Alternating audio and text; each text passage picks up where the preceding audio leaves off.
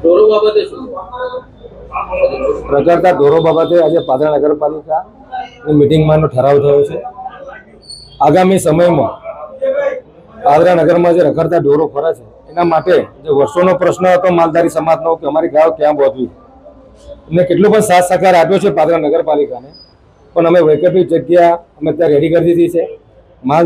માલધારી સમાજને પાદરાના વિકાસમાં અને સાથે મળીને અમે મિટિંગ કરીને આગામી સમયમાં માલધારી સમાજ અમને સહકાર આપશે એ સાથે મળીને ગાયો બાંધવાનું આયોજન અમે કરેલું છે.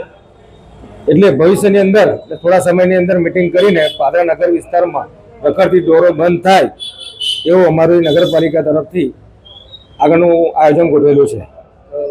પરેશભાઈ, આ તો વારંવાર આ પ્રકારની લોલીપોપ આપવામાં આવી છે. આ વખતે ખરેખર છે કે ખાલી આ એક પોતાનો લીલો બચાવ કરવા પાદરા નગરપાલિકાનું કાવત?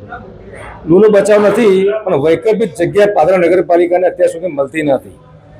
અમે સારે જ્યાં આયોજન કર્યું હતું ગાયો બાંધવાનું, પણ પાદરા રબારી સમાજ માલધારી સમાજને દૂર પડે એવું હતું, 7 કિલોમીટર દૂર થાય એટલા માટે. પણ જે પાદરા જંબુસર હાઈવે પર જે મસ્તાનપુરા ખાલી કર્યું છે ત્યાં અમે અત્યારે ફેન્સિંગ મારીને પાણીની વ્યવસ્થા કરીને માલધારી સમાજને પાદરા નજીક પડે, ગામમાં પડે અને ગાયોને શાંતિથી દૂધ કાઢી શકે એ પ્રમાણનું નગરપાલિકા દ્વારા આયોજન કરેલું છે. સમાજને અમે મિટિંગ કરીશું 1-2 દિવસની અંદર અને સાથે મળીને પાદરા નગરના વિકાસનું આગામી આયોજન કરીશું. ગેરકાયદેસર દબાણો પણ બહુ છે, પોલીસે કામગીરી કરવી પડે. લાગે છે પાદરા નગરપાલિકાની કામગીરી પોલીસ કરી રહી છે? એમાં એવું છે, પાદરા નગરપાલિકાના દબાણની અંદર પાદરા નગરપાલિકા પણ સાથ સહકાર આપતી રહે છે. પોલીસ તંત્રએ સારો સહકાર આપ્યો છે. આજે માર્કેટ 4 રસ્તાનો જો પ્રશ્ન જોતા વર્ષોથી એ અમે એને સોલ્યુશન લાવ્યા છે નગરપાલિકા અને પોલીસ દ્વારા. એ તો બાકીનું પણ આયોજન ધીમે ધીમે ચાલુ છે.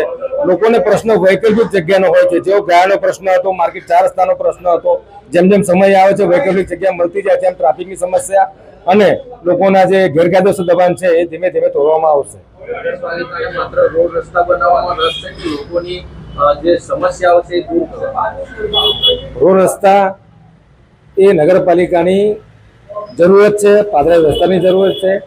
પરિસ્થિતિને અધીને કેટલા સમયમાં એવું થાય રોડ પહેલા આવી ગયો, ગટર પછી આવી હોય, કેટલી સોસાયટી એવી હોય કે રોડ બન્યા પછી 20 સોસાયટી વધી હોય એટલે ગટરના પ્રશ્નો ઊભા થતા હોય.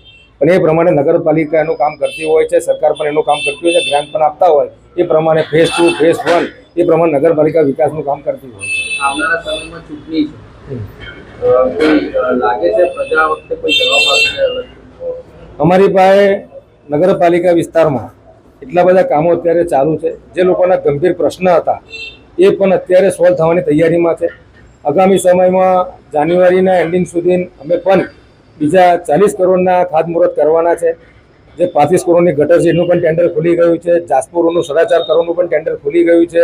અને જે ગંભીર પ્રશ્ન પાદરા નગરપાલિકામાં ગટરના છે એ પણ થોડા સમયમાં એનો રસ્તો થવાનો છે.